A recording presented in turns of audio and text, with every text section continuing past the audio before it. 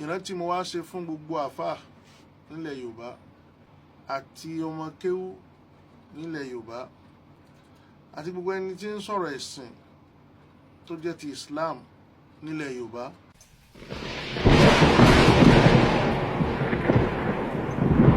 Alhamdulillah wassalatu wassalam ala rasulillah wa ala alihi wa ashabihi wa jami'i man wala. Èmi ni ọmọ yàrá Mahmud Danjuman Musa. Lónìí ìrántí mo wá ṣe fún gbogbo àfáà nílẹ̀ Yorùbá àti ọmọ kéwú nílẹ̀ Yorùbá àti gbogbo ẹni tí ń sọ̀rọ̀ ẹ̀sìn tó jẹ́ ti Islam nílẹ̀ Yorùbá.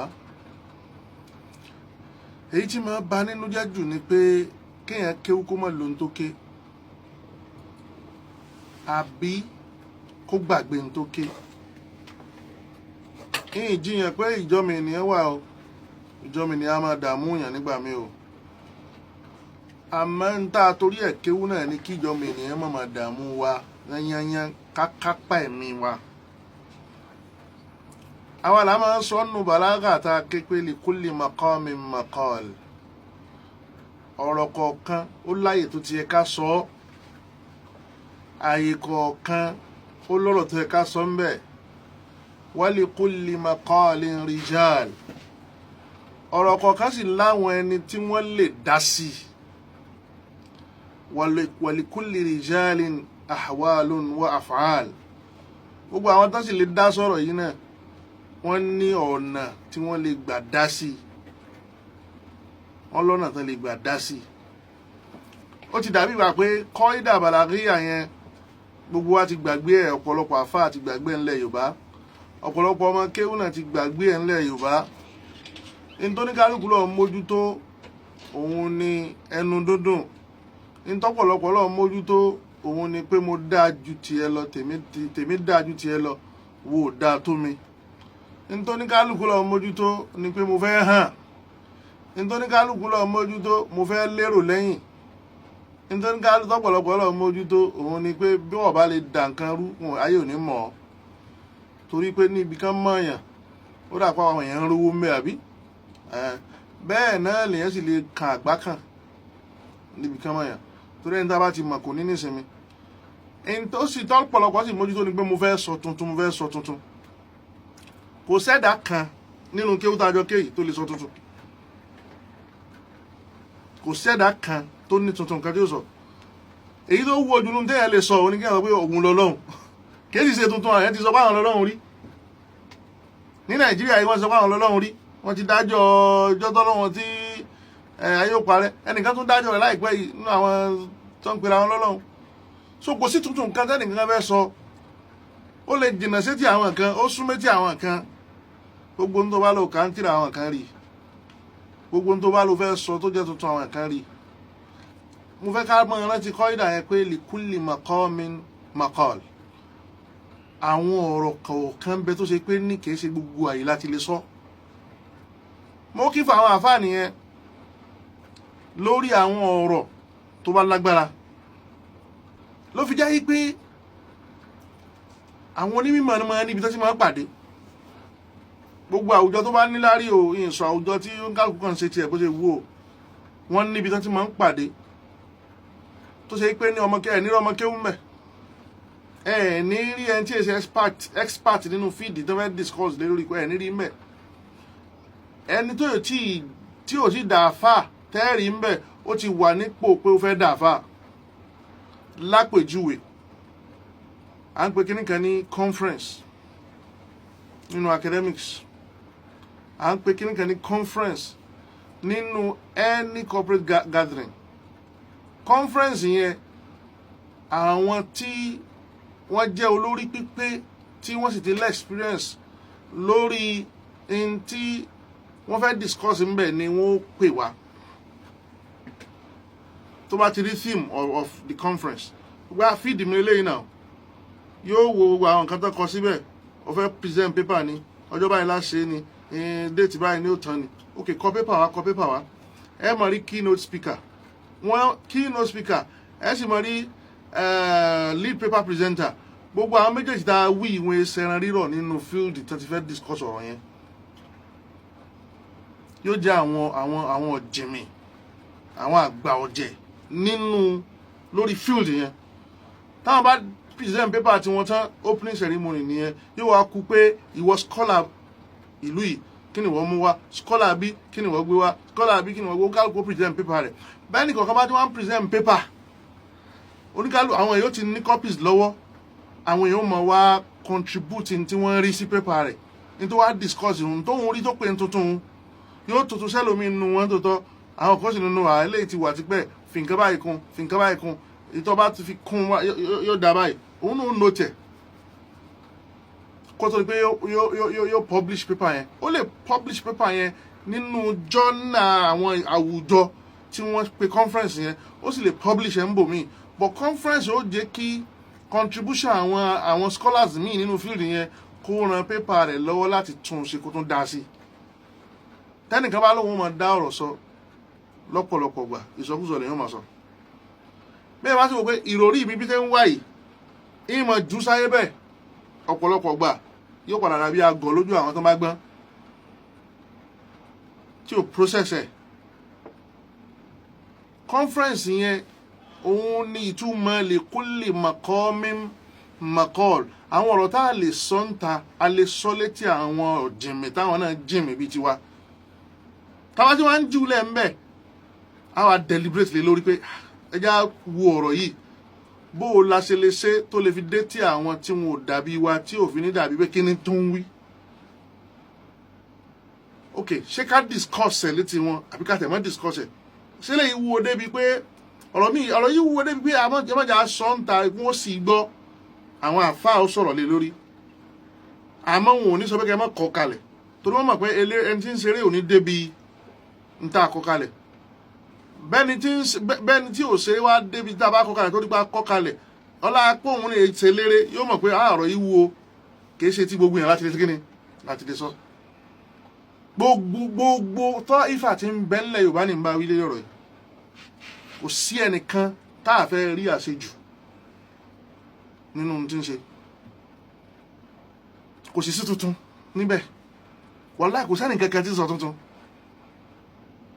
wàláhì mo tún sọ kò sẹ́ni kankan tí ń sọ tuntun ẹni tó sọ̀rọ̀ lónìí kìí ṣe pé òun ló kọ́kọ́ sọ ẹni tó ti sọ tiẹ̀ tipẹ́ kìí ṣe pé òun ló kọ́kọ́ sọ ń tó sọ tó bá ní gbogbo nǹkan tó wà lákọọ́lẹ̀ láàmú sọ etí ó yí à kí náà ń pè láṣìírí ìmọ̀ náà ni àṣírí náà ni mọ̀ mọ́kọ́ yẹn ń gbà míì gan kéré wu ẹ̀ náà ló tún yé ló fi jẹ́ pé àwọn àgbàlagbà scholars wọ́n máa ń ní halkọ́ tí wọ́n ti discuss ọ̀rọ̀ tọ́mọ kékeré lè gbọ́ nínú ẹni tí ṣẹ̀ṣẹ̀ ń kọ́ mímọ̀ wọ́n máa ń ní halkọ́ advance tó jẹ́ pé àwọn àfáà táwọn náà tó ń kọ́ yẹn ni yóò mọ̀ wá gbọ́ kí láǹfààní tí conference fẹ́ ṣe fún wa nílẹ̀ Yorùbá àwa mùsùlùmí kí láǹfààní tí conference ó ṣe fún wa òun ni wípé ìmọ̀ Islam ò tí ì tán náà ni mo ní mọ́ kífù kan kí ẹ sọ pé àgbọ́yé àwọn sálàfù nìkan lágbọ́dọ̀ mọ̀ àgbọ́yé tí wà náà lé lórí no ìmọ̀ kọ́hún lè sálàf fadluhum fadlul ikhtiyar al-ilahi pé Ọlọ́run yàn wọ́n pé àyín lẹ́bàá nẹ́bí ló gbà ọlọ́lá ni jẹ́ nìkan gbogbo ọ̀jìn rẹ̀ ọlọ́lá ni àwọn tí wọ́n bá nẹ́bí ló gbà tó tún bá àwọn tó bá nẹ́bí ló gbà ọlọ́lá ni wà fadlu sabq aw fadlu asbaqiyya ètò ń bẹ fún wọn fadlu mushahada pé àwọn kìíní yìí sojú wọn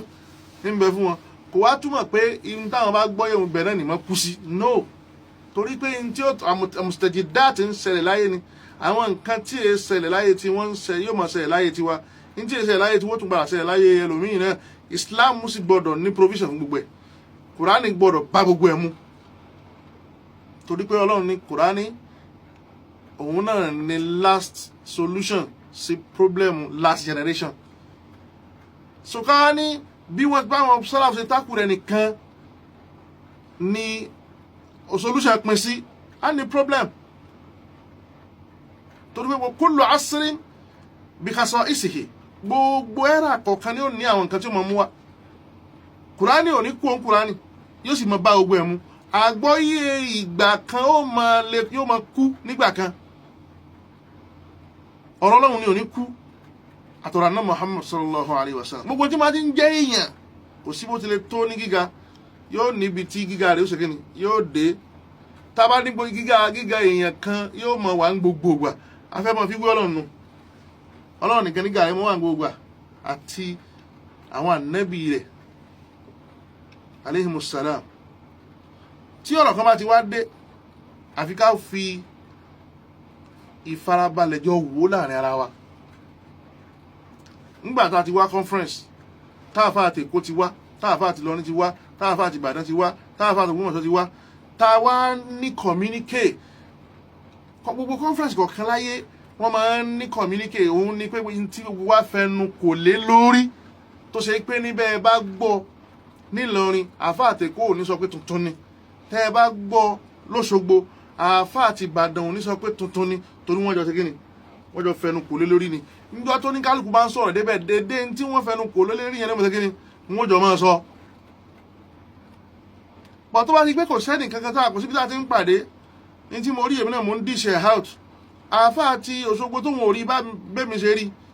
táwọn ọmọ kéwòn rẹ bá bí àbí tó mọ láti sọ̀rọ̀ àwọn jẹ̀mọ́ rẹ̀ ọ̀tọ̀ níbi ṣe kí ni bí ó ṣe sọ ta làwọn ń kó bá à ń kó bá àwọn tí wọn ò ní ìmọ̀ tó wà tọpọlọ ọpọlọ wọn máa dàrú pé kí náà ń wí gan wọn là ń da ẹrú wọn lọ́wọ́ ni èèyàn díẹ̀ náà sì ló lẹ́mìí àti sọ pé àjọ ọmọ forí tì lọ ni o èèyàn díẹ̀ ló lẹ́mìí àforí tì o ọ̀pọ̀lọpọ̀ èèyàn ó padà jáwọ́ ni o ó dà gẹ́gẹ́ bí àwọn tí wọ́n ní kí wọ́n sáré rìlé ni bóyá èèyàn 10 ló fẹ́ sáré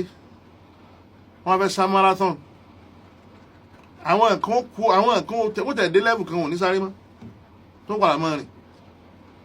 èèyàn díẹ̀ ní máa débi tí wọ́n ń lọ lásìkò tó fẹ́ so ẹ dákun torí Ọlọ́run ẹ já mọ àwọn ọ̀rọ̀ tá a máa sọ tó ṣe pé ní gbogbo èèyàn ló lè gbọ́ lẹ́ẹ̀kan náà ẹ já mọ àwọn ọ̀rọ̀ tó ṣe pé nínú kéèyàn tó lè gbọ́ eléyìí a gbọ́dọ̀ ní àfẹnukò lórí ẹ̀ a sì gbọ́dọ̀ ní bá ṣe sọ gbogbo tọ́ ìfà ní kíní ìwà tó rẹ́ lómi àìmọ̀ nínú àwọn èèyàn tí rí tọ́rọ̀ bá ṣẹlẹ̀ tó máa ń sọ pé kí lẹ́ni á mọ̀ sọ sí náà àìmọye nǹkan tá Ànábì ò sọ sallallahu alaihi wasallam èyí tó sọ òun náà làwọn nǹkan tó wúlò fún wa èyí tí ò sọ òun yóò dá wa lálẹ́ sáyé wa ni tó rọ́lọ́run sọ pé law yuti'ukum fi kathirin min al-amri la'anittum Ọlọ́run ní tí Ànábì bá fi gbogbo ohun tó mọ̀ hàn yín tẹ́mi Ọlọ́run fi hàn tó náà bá fi hàn yín la'anittum wà lọ́wọ́ bá yín gbogbo èèyàn ní kí ni wọ́n ń ṣẹlẹ̀ sí ìwọ tó ń yarí pé kí náà kọ́lẹ̀ sí bàbá ti kọ́lẹ̀ fẹ́ ká sọ lọ́nu àwọn òbí tán bí àwa bá ẹni tí àwọn òbí rẹ̀ ò bá lo ọgbọ́n àgbà fún ìbá sọ̀rọ̀ àwọn tán bí èmi tí mo ń sọ̀rọ̀ yìí tẹ́yìn bá gbọ́ nǹkan kan míì nípa ẹbí tẹ́yìn bá bí wọ́n wà ní kò sí ètò kan bẹ́ẹ̀ àwọn tán ṣẹ̀ wọ́n sọ fún wa àwọn tí wọ́n ṣẹ̀ wọ́n ò gbọ́ abẹ́mi nìkan ni mo wà ń bí ni àwọn òbí tẹ̀mí nu o àwọn tán ṣẹ̀ wọ́n sọ fáwa ọmọ tá a bá fura mọ́ nǹkan kan tá a bá bí wọ́n ní kò sí ètò kan bẹ́ẹ̀ kí ló dé tí wọ́n fi sọ ṣé ni wọ́n dùn síbẹ̀ ni wọ́n ti ṣẹ̀ wọ́n ni ṣé ni wọ́n dùn síbẹ̀ ni wọ́n ti yàn wọ́n jẹ ni n tí òjé kan sọ ni pé àwo dá wàhálà rẹ̀ á ṣe kí ni àbọ̀ oníṣe gbọ́gbọ́ nìkan yẹn àmì jẹ ẹ̀mí mi wà balẹ̀ tí kàn ìmọ̀ ìlọ sùn ń dá wàhálà lẹ̀ ìtara ìyá mi ni wọ́n kàn lábùkù ó ṣe kí ni yóò gbé mi ìtara bàbá mi náà sọ̀rọ̀ sí yóò ṣe kí ni yóò gbé mi làwọn àgbàlagbà náà fi gbé ọ̀rọ̀ tó pọ̀ mi wọn ò fẹ́ da ẹbí rú ọ̀pọ̀lọpọ̀ ilé tó dàrú lónìí tẹ́nìkan ganu wọn tán ní kò ní òun kọ́ ní ó gbé ògòlé àwọn ga ìsọkúsọ táwọn òbí wọn ti sọ sáwọn ọmọ létí ni pé ẹrú làwọn nulẹ̀ yìí ẹ dákun ilé táwọn ò mọ̀ pé wọ́n yàtọ̀ síra wọn ilé kan ni wọ́n á ń joyè ń bẹ̀ kẹ́nìkan wá jòkó bóyá ilé wa ni òun ò mọ̀ kankan tiẹ̀ oyè ilé wa ní mo ní tí mo lè fi dù ẹjẹ́ ń dù inú ilé wọn ti takò pé àwọn bàbá rẹ wọ́n wá já kókó fẹ́ sin àwọn bàbá tí wọ́n yàn ní ìsọmọnú lé yóò wá pé ìsọmọnú lé ìbáwò so ṣáìsì kankan náà ni ibi títàn burúkú ti jáde àwọn tó wá láwọn jọ ọmọ olóyè wọ́n lè mọ́ níláárí tí wọ́n fi gbé oyè wọn bí ó ti parẹ́ ńlé wọn nù ẹni tó pè lọ́mọ ẹrú tóun níláárí tó lè fi gbé wọ́n ti pàtàn burúkú fún táwọn òbí rẹ bá ń sọ nǹkan gbogbo tí wọ́n rí lọ́dọ̀ àwọn tọ́jọ́ bá ṣe ó ti dalẹ̀ rú wọ́n á ní kò sí ètò kàn yín bẹ́ẹ̀ náà lọ́hùn sọ fún Ànábì sallallahu alaihi wasallam ń sọ fún wọn náà kan pé law yuti'ukum fi kathirin min al-amri la'anantum bá nàbí bá fi gbogbo tó mọ̀ hàn yín ní ẹ dààmú pé ẹtúnṣe báyìí ẹtúnṣe báyìí ẹtúnṣe báyìí but èyí tí ó wúlò fún wa tí nǹkan ò sì ní dàrú mọ́ wa lọ́wọ́ là nàbí kọ́ wa yẹn so tá a bá fẹ́ sọ̀rọ̀ káwò pé ṣé ọ̀rọ̀ tí mo fẹ́ sọ yìí mo ti ka ṣé tí máa sọ só ní ìwúlò kan tí ó ṣe fún àwùjọ Islam ṣé yóò lékún ìmánì wọn tó bá pé yóò lékún ìmánì wọn sọ gbé kalẹ̀ náà tó dáa wajadilhum billati hiya ahsan Ọlọ́run sọ fún Ànábì sallallahu alaihi wasallam pé bọ́ba báyẹn jiyàn bọ́ba sì báyẹn sọ̀rọ̀ èyí tó dáa nú ọ̀rọ̀ lọ sọ nítorí Ọlọ́run náà mọ̀ pé àwọn ọ̀rọ̀ kan ń bẹ tí ń bẹ ó yẹn exist àwọn kò dáa ó mọ̀ pé yẹn exist àmọ́ kò dáa wá lo èyí tó dáa nú tí yẹn exist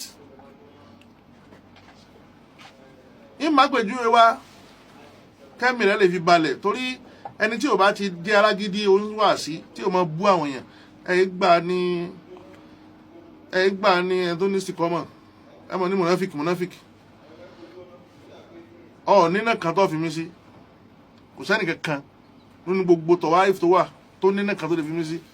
kò sẹ́nì kankan nínú gbogbo tọ̀wá ìf tó wà tó láti jẹ́ náà tí ó fi mí sí ń dá ń sọ fún yín ni pé aftermath effect gbogbo tó ní kálukú ń ṣe yìí ó ju oníkálukú yín tẹ́ ń dá wa lálẹ́ lọ ó jù lọ ká ní ọkà àdìsí ní àbíwá àbákàfin náà torí pé ó wà nù sọ Bukhari ó wá di ń tọ́ ọmọ sọ ọkàn gbọ́ yé harfiya ó sì ń sọ bẹ́ẹ̀ náà èyí ń gan lásán tí ìmọ́lẹ̀ Ọlọ́run máa ń bẹ lára ẹ̀kọ́ mọ̀ pé nùsọ́ọ̀nù kan ni fìdín ẹ̀rí dà tó fi sọ pé abu nabi sallallahu waliduhu alhaqiqi fi an-nar ẹ̀rí dà sọ fún mi mata abada al-asnama sheikh aminullah ashinqiti rahimahullah sahibu adwa'i al-bayan fi tafsir al-Qur'an bil-Qur'an ó jádálà àwọn àfáà àsìkò rẹ̀ ní Saudi pé abu tí ń bẹ́ẹ̀ yẹn kìí ṣe walidu nabi sallallahu alaihi wasallam torí pé li anna al-araba tasta'milu kal-lafz al-ab للجد وللسيد ولأغراض أخرى بخلاف الوالد الحقيقي irú kíni ń gbénu ẹ tó fi tú kíni yẹn sí pé bàbá nàbì ní àdìsí yẹn sọ ó túmọ̀ pé ìmọ̀ tó ní kò sí mọ́lẹ̀ mbẹ́ tó wá tẹ́lá ká ìkàlẹ̀ ọ mọ̀ pé ìfẹ́ẹ̀tì rẹ̀ fi dín ó lágbára wàhálà tí ó dálẹ̀ náà sì ń lágbára bẹ́ẹ̀ náà ni ẹni tó ní ìkùnsínú sàábé kan lẹ́mìí sí kejì àǹfààní ìwò ló fẹ́ ṣe fún ọnú ẹ̀sìn sọ fún mi gbogbo tọ̀wáìfù tí yóò bá jẹ́ wàláhì tàláì kò sáǹfààní kan tọrọ yẹn ṣe fún ẹ̀sìn ní tí ó sì bàjẹ́ nínú ẹ̀sìn ó pọ̀ ló fi jẹ́ pé likulli maqamin maqal irú àdìsí yẹn àwọn àfáà ni ó sọ̀rọ̀ lé lórí kìí sọ̀rọ̀ ta conference wọ́n ti discuss ẹ̀ nǹkan pọ̀ tí wọ́n yanjú conference ló fi jẹ́ pé ẹni tí ò bá dé àárín àwọn ulama pàápàá jùlọ ní yunifásitì ẹlòmíì tẹ̀lé gbọ́dọ̀ yunifásitì lórí lónìí kí náà mọ̀ tá a mọ̀ wọn ò sọ pé àwọn mọ̀ ń tọ́ mọ̀ àmọ́ wọ́n train rẹ bọ́ ti lo ń tọ́ mọ̀ tí wọ́n ló fi appreciate ara rẹ̀ pé bọ́ sí ìgbà tó sọ eléyìí ìgbà tó sọ eléyìí wọn ò sọ pé àwọn mọ̀ ń tọ́ mọ̀ náà torí àwọn tí wọ́n dá yunifásitì ilẹ̀ àwọn tí wọ́n wà ní yunifásitì iṣẹ́ àwọn tí ò lọ yunifásitì náà ni wọ́n ń ṣe ń bẹ̀ gbogbo theories tá à ń sọ yìí ọ̀pọ̀lọpọ̀ àwọn tó provide àwọn theories tá à ń lò láyé lónìí wọ́n yìí sí àwọn university lecturers but ǹjẹ́ mo jẹ́ universal ń bẹ lára wọn lọ́lọ́run kọ́lọ́run dá sí wọn lára jẹ́mọ́ gbogbo àṣírí mi kọ́ mo lè sọ fún ìyàwó mi gbogbo àṣírí tí ẹ náà kọ́ lè sọ fún mi kò sẹ́nìkan tí ò ní gbọ́dọ̀ pamọ́ fúnra wọn fúnra wọn kankan bẹ tó bá mọ̀ ọ́ dà lérú kò sí mọ̀ pé nǹkan burúkú ni nǹkan yẹn ọ̀gbọ́ àwọn ìṣẹ̀lẹ̀ kan bẹ tí ó máa ṣẹlẹ̀ sọ́kọ nípa ìyàwó rẹ̀ nínú fámìlì rẹ̀ tí ò gbọ́dọ̀ délé sọ fún ìyàwó pé n tó ṣẹlẹ̀ nínú fámìlì wa rẹ̀ nípa rẹ̀ ìyàwó di ọ̀tọ̀ ọ̀pọ̀lọpọ̀ àwọn ọ̀rọ̀ míì ń bẹ tí bàbá ìyàwó rẹ̀ ti sọ fún ìyàwó rẹ̀ nípa rẹ̀ tí ìyàwó tó bẹ̀ kó sọ fún ọ tó bá fi lè sọ fún ọ dànkan rú so ká máa sọ̀rọ̀ pé àwọn kan bẹ kí ó yẹ kí ká má sọ torí aftermath ìfẹ́ kẹ́nìkan máa sọ pé nǹkan támútà lè wòlú mọ̀ sí ìta ṣé ilimu ni tí ó ba nǹkan jẹ́ ilimu kọ́ wàlá ilimu kọ́ torí pé n ti ń jẹ́ ẹ̀sìn wa tún ilẹ̀ ṣe ni tẹ́sìn bá ti wá jẹ́ sábàbí tí ilẹ̀ fi ń dàrú kì í ṣẹ̀sìn mọ́ jàmá mùsùlùmí bá àfáà kan bá sọ̀rọ̀ tó bá ṣe mistake kódà kó bá jẹ́ mistake kó dúró pé ní tóun sọ̀hún sẹ́kù sẹ́ni tó lè kó sóun lẹ́nu kìí ṣe ebú láfi dá padà káàfáà àwọn náà mọ̀mọ́ sọ̀rọ̀ ń sọ pé ọba gbọ́ bọ́ bá gbọ́ larímọ̀ gírí wọ́n náà ti pèjà kò sá ànábì òlò kankan nù fúlù méjèèjì ó fẹ́ correct mi ó bú mi ní gbọ́ mọ́ ẹ dákun torí tọ́ lóhùn kó ní kálukú ó jòkó yàrá rẹ̀ kó wá bíra rẹ̀ pé ṣé oore ni kí ní ìjẹ́ fẹ́ sìn ní tí mo fẹ́ sọ yìí àbá burú ní ó jẹ́ fẹ́ sìn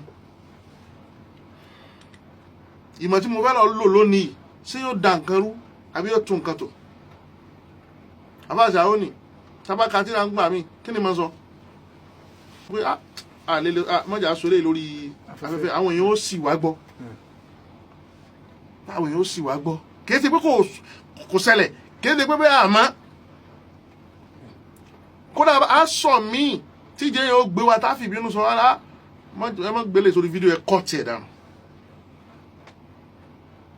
lánàá jẹ́ kí ahadan alàlá a fura wa mọ́